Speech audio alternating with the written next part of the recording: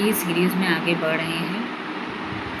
ये तो हमें पता हो गया है कि ब्रह्म एक चेतन शक्ति है, ईश्वर भी चेतन शक्ति है और जो हमारे शरीर के अंदर आत्मा है वो भी एक चेतन शक्ति है। जो ब्रह्म है जब वो माया रूप प्रकृति के रूप में उत्पन्न होता है तब उसे ईश्वर कहते हैं।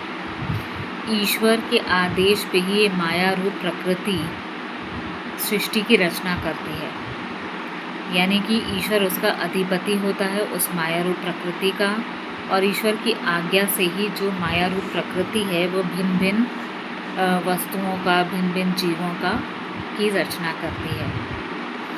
तो जब हम ब्रह्म जो कि एकमात्र चेतन तत्व है उसको माया रूप में इस प्रकृति में देखते हैं तो हम उसे संज्ञा देते हैं ईश्वर। जिस प्रकार से एक मनुष्य अपने माता पिता के लिए पुत्र, अपनी पत्नी के लिए पति, अपने बेटे के लिए बेटी के लिए पिता, और अगर वो रेल में यात्रा करता है तो एक पैसेंजर के रूप में उसकी अलग अलग संज्ञाएं होती हैं, किंतु वो मनुष्य एक ही होता है। उसी प्रकार वही ब्रह्म जो चेतन शक्ति है, परम चेतन शक्ति है, वो जब इस संसार में उत्पन्न होती है, जागृत होती है, तो उसे ईश्वर की संज्ञा दी जाती है, जबकि वो है वही ब्रह्म शक्ति। और इसी ईश्वर के आदेश पे ही ये प्रकृति सारे संसार की सृष्टि की रचना करती है।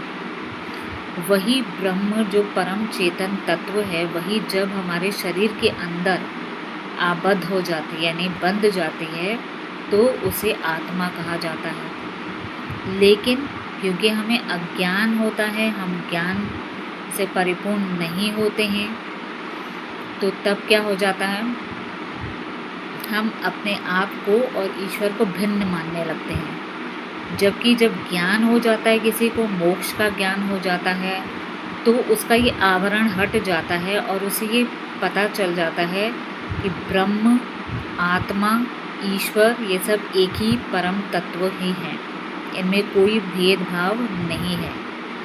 इसलिए ये जो पूजा पाठ, भजन कीर्तन ये सब हम करते हैं, तब भी तो हमें ये अज्ञानता ही होता है ना कि हम आत्मा हैं और हम भिन्न हैं ईश्वर से, क्योंकि हम ईश्वर को मानते हैं कि वो किसी आसमान पे बैठे हुए हैं।